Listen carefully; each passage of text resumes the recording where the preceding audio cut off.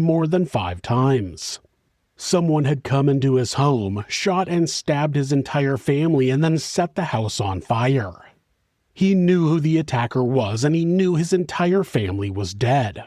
His wife, his 2 sons, and his 16-year-old daughter, Erin. As he was being transported to the hospital, he was informed that Erin had also miraculously survived the attack. But as the investigation into the crime began, it quickly became clear that her survival was anything but miraculous. This is Monsters.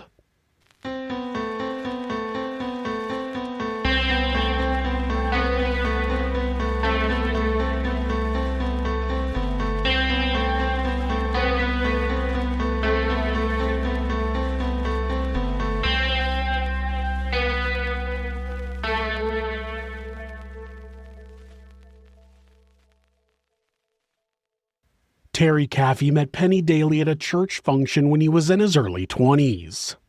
There was an immediate attraction, and 8 months later they were married.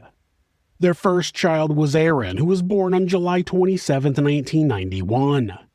Matthew followed on June of 1994, and then their final child was Tyler, who was born in April of 1999. Religion was a big part of the Caffeys' lives, and they were all very involved at Miracle Faith Baptist Church. Penny played piano, Erin sang in the choir, and Matthew played guitar. Terry and Penny both served as youth ministers, and they even moved to be closer to the church.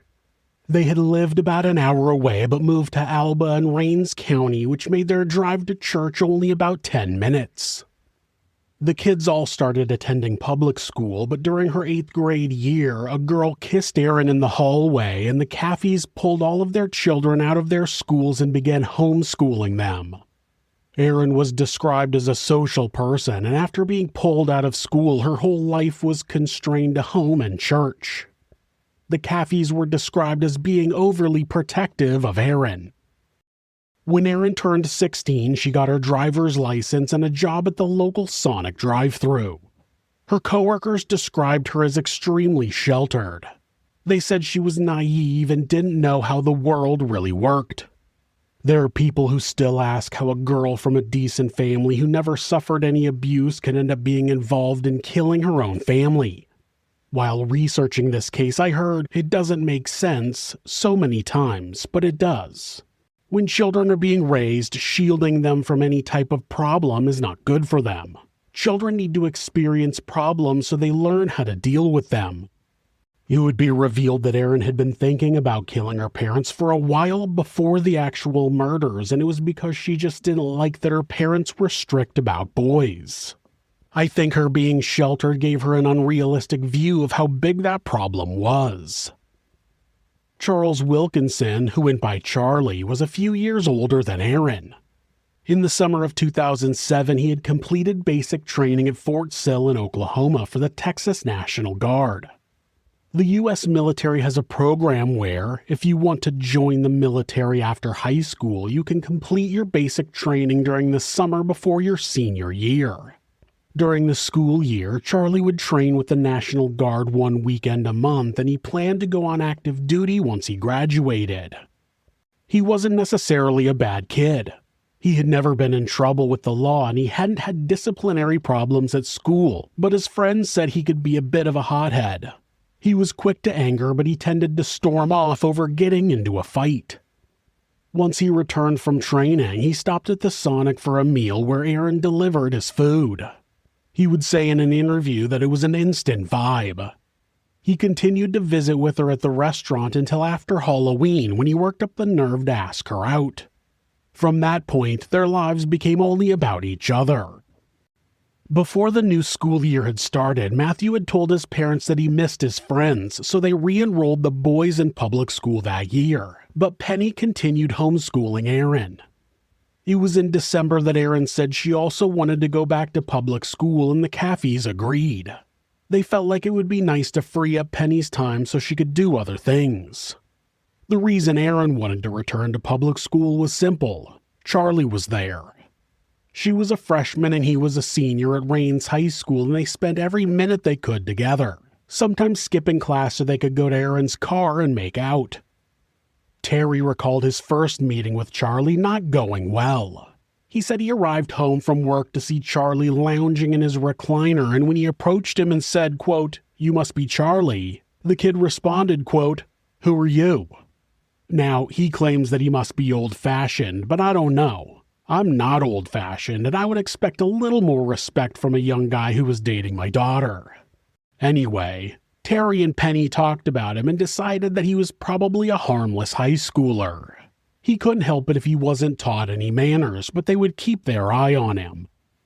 Charlie and Erin's relationship quickly became sexual, and soon the young man was presenting his girlfriend with a ring. Now, he said it wasn't an engagement ring, it was a promise ring, but it wasn't just a cheap piece of jewelry. It had belonged to either his mother or his grandmother. There are conflicting reports, but it was a family heirloom. When the Caffeys saw the ring, they were not happy. In the short time the teens had been dating, Terry's feelings about Charlie had not gotten better. He was over at their house every day, and once Penny had walked into the bathroom to find him looking through their medicine cabinet. He played it off, saying he was looking for something for a headache, and both Terry and Penny told him to ask, not just go through their medicine cabinet. It was only a week later that Terry caught him doing the same thing again. When they learned about the promise ring, they made Erin return it and told Charlie it was inappropriate. Then they limited the couple's time together. Of course, that only made Erin want to be with Charlie more. Erin told her parents that she could legally move out when she turned 17 and that she planned to go live with Charlie. Terry and Penny asked her how they were going to pay for everything, and Erin just said Charlie would take care of it. Yeah, of course he would. It was in February that Penny stumbled across Charlie's MySpace page, which was filled with references to drinking and sex. Not only that, but he also swore constantly on his page. The Caffeys were horrified, and they had a talk with Erin about breaking off her relationship with Charlie. To their surprise, Erin told them that she was already planning to break up with Charlie, but just didn't know how to do it. Erin said she would tell Charlie was over that evening at their Bible study, and the Caffeys felt a sense of relief at the prospect of having the young man out of their lives. The breakup happened on February 27, 2008, and only 3 days later, Charlie would get his revenge on the Caffeys. Terry worked for a company called Praxair, which distributes gases, and part of his job was to set up oxygen concentrators in patients' homes. Those are medical devices that help give medical patients more oxygen, and it can be needed in someone's home with little notice. Because of that, Terry was on call for the weekend of March 1st and 2nd of 2008, which took effect at the end of his shift on Friday, February 29th, Leap Day. He made sure his van was stocked in case he got a call and was about to head home when a call came in for an oxygen setup in Dallas, which meant he would be working late. He called Penny to let her know and headed west to get to the patient's house. Terry arrived home at about 9:30 p.m., exhausted from a long day, ate some dinner, and went to bed. Before he did, he gave all 3 kids a kiss and said goodnight. Everyone was home, ready for bed, and as far as Terry and Penny knew, their family was through their rough patch and ready to move on to better days. It was in the early hours of March 1st that Terry was awoken by the bedroom door being opened and slamming into the wall. Terry said he initially thought Tyler was running into the bedroom after having a bad dream, but he didn't have much time to think when gunfire erupted. Penny screamed, and Terry tried to protect her by putting his arm out in front of her, but the bullets did not discriminate. One hit his wrist, then his forearm, his upper arm, and then his shoulder. Finally, another bullet tore through his right cheek and knocked him out of the bed. He had lost consciousness, but was not dead. The intruder used a sword and nearly decapitated Penny before moving on to the other bedrooms in the house. When Terry regained consciousness, he heard Matthew and Tyler screaming and crying. Then he heard Matthew yell, quote, "Charlie, why are you doing this? No, Charlie, no." Then there were gunshots followed by silence. Terry was stuck between the bed and the wall, and as much as he tried to get up to save his children, his injuries were too severe and he passed out again. The next time he woke up, he was surrounded by smoke and he was blinded by the blood that had run into his eyes. He finally managed to pull himself out from between the bed and the wall, and he checked Penny.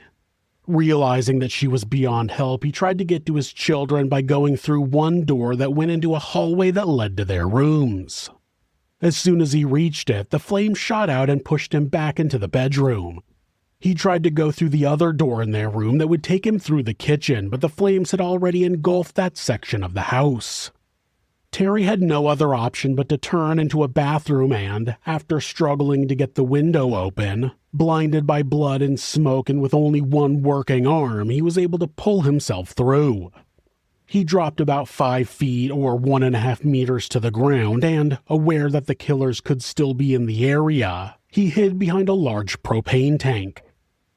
Terry assumed someone would see the fire and call 911, so he just needed to hold on long enough for them to get there so he could tell them that Charlie and a second unknown person were responsible. It was then that he realized that the propane tank was not the best thing to be near while a fire raged nearby, and he crawled further away from the house and laid next to a log. He waited and waited as windows shattered and then part of the house collapsed, but no emergency vehicles arrived. It was a rural area, so the houses weren't close, but Terry thought someone would still be at least able to hear the commotion.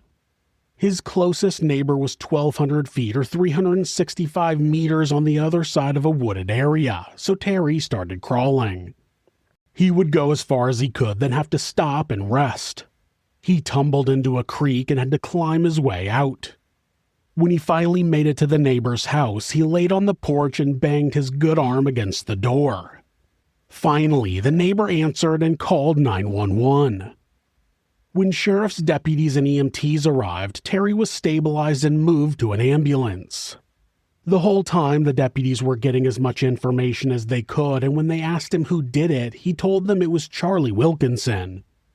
Terry would later say, at that point he made sure the authorities knew that Charlie was responsible and he believed he could die and be with his family. As far as he knew, his entire family was gone. Penny, his 2 sons, and his daughter. Charlie's actions were those of a scorned lover who was taking revenge on his ex-girlfriend and her family. But he would be wrong in more ways than one. First, he didn't die. He was rushed to the local hospital in Sulphur Springs, where doctors patched him up the best they could and got him prepared for the longer journey to a trauma center in Tyler. There he learned that most of the bullets went through his body, missing any vital organs. He had 2 bullets lodged in his shoulder, which would be removed surgically. The bullet that hit him in the face went through his right cheek, traveled through his sinus cavity, and exited through his left ear. He underwent surgery, ending in better shape than was expected. He didn't even lose the hearing in his left ear. The second thing he was wrong about was, as he lay in a hospital bed for days, healing from the worst of his wounds, authorities would learn the true motivations for the destruction of the Caffey family in their home. Chief Deputy Kurt Fisher shook his head when he heard Charlie Wilkinson's name come out of Terry's mouth. It was a small town and everyone knew everyone else. His own sons had gone fishing with Charlie. The deputy had actually recognized Charlie's car at the trailer of a man named Matthew Wade who lived near the Caffeys. As Terry was being whisked away to the hospital, the chief deputy and another deputy went to the trailer to question Charlie. Inside, they found Charlie laying in a bed and there was a handgun lying on the floor near him. Charlie was awake, so the deputy ordered to see his hands and he was taken outside. When the other deputy went back into the house to get his boots, he saw that they had blood spatter on them. Once Charlie was taken away from the property, Deputy Fisher waited for a search warrant and went back into the trailer to search it. He found a purse in the living room, and inside was Erin Caffey's driver's license. In the bedroom where Charlie had been, there were spent shell casings on the floor as well as a box of ammunition.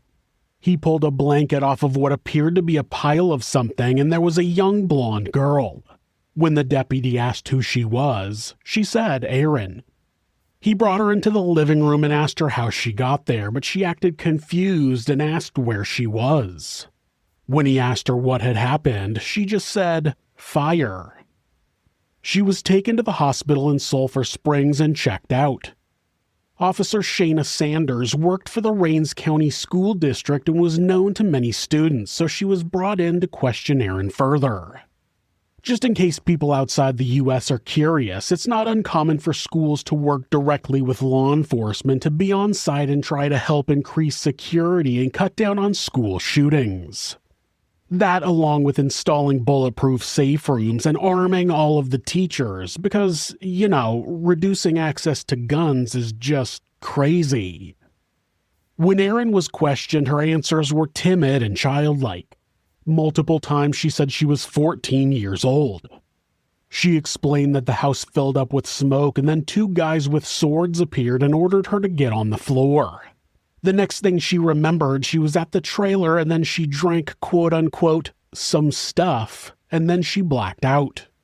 She ended her interview by saying, quote, "They're coming after me." It was immediately noticed that Erin did not smell like smoke. If you've never been around a property fire, I can tell you for a fact that everything smells like smoke and it's nearly impossible to get the smell out. I had just one half of my garage catch fire and everything reeked of smoke forever. Just walking through one cloud of smoke made me immediately smell like smoke. Ever notice you can always tell when someone just sat near a campfire? You don't walk out of a house fire and smell fresh and clean only hours later while wearing the same clothes. The investigators were immediately cautious about accusing her of anything at that point because she had just lost her mother and brothers, and it was possible she was also a victim. It quickly became clear that Erin was in no way a victim when Charlie was questioned at the sheriff's station. Charlie had first told the deputy who arrested him that he had gotten drunk the night before, but when he was told that Terry survived and identified him, he began telling investigators what had happened. He explained that Erin had called him the day before and was venting about her parents. The agreement to break up with Charlie had been a lie, and she was pissed that her parents wanted her to not be with him. According to Charlie, she told him she wanted them dead. Charlie claimed that he encouraged her to just run away, but she insisted that they needed to die.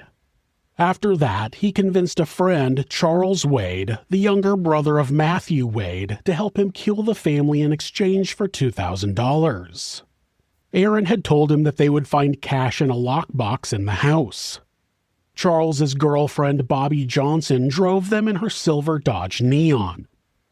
When they first arrived at around 1:30 a.m., the Caffey's dog started barking, so they aborted the plan and left.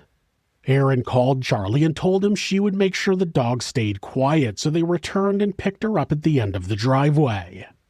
They drove around for an hour talking about the plan.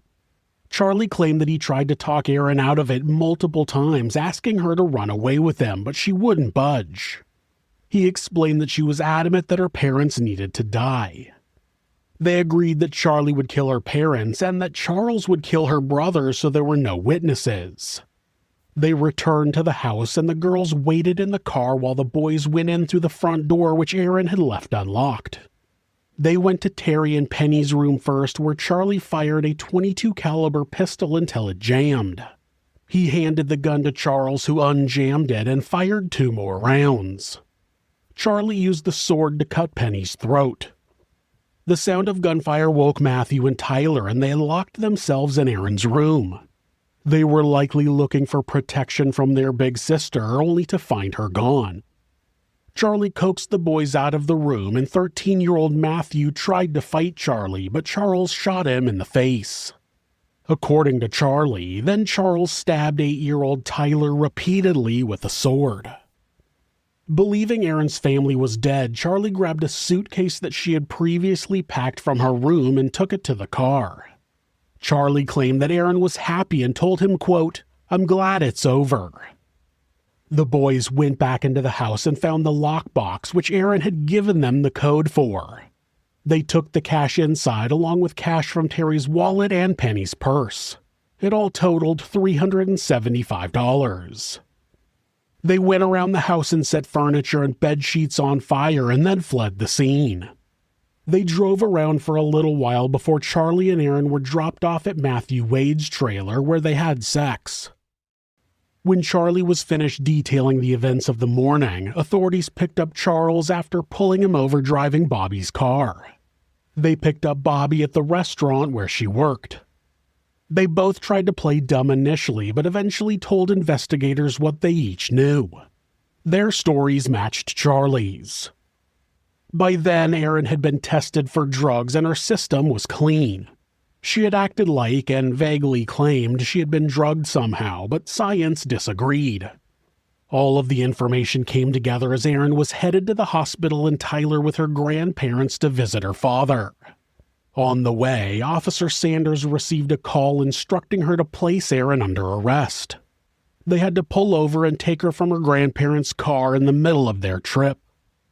Back at the hospital, Terry was eagerly awaiting to finally see his daughter, who had managed to survive the horrible attack. After asking multiple times when they would get there, Terry's sister Mary had to break the news that Erin had been involved in the attack and she had been placed under arrest. Since Erin was the only one of the 4 suspects who was under 18, she was taken to a juvenile court where she declined to be interviewed by investigators. She instead gave a written statement of the events of the morning where she maintained that she saw smoke, then saw intruders with swords, and that she couldn't remember anything else. I'd say it didn't take long for Erin's story to be proven untrue, but it wasn't really ever considered realistic. She was clean, both physically and based on toxicology. She had not been in a smoke-filled house, and she had not been drugged. When investigators looked at phone records, they revealed much more to the story. Charlie had claimed that Erin had called him and said she could keep the dog quiet, but there was more than that. Between 11:46 p.m. and 12:48 a.m., Erin had called Charlie from the landline at the Caffey house 6 times. After the trio were scared off by the dog, Erin called Charlie 7 more times between 1:22 a.m. and 1:58 a.m. She hadn't just told him that she would keep the dog quiet. She was repeatedly calling, asking where they were, begging for them to come back. When that was combined with statements from classmates who had overheard Erin and Charlie talking about killing her parents, the pre-packed suitcase, the fact she had given Charlie and Charles the lockbox code, and that they had had sex after the crime backed up by a used condom found in the bedroom they had been in at the trailer, it was clear that Erin's involvement was substantial.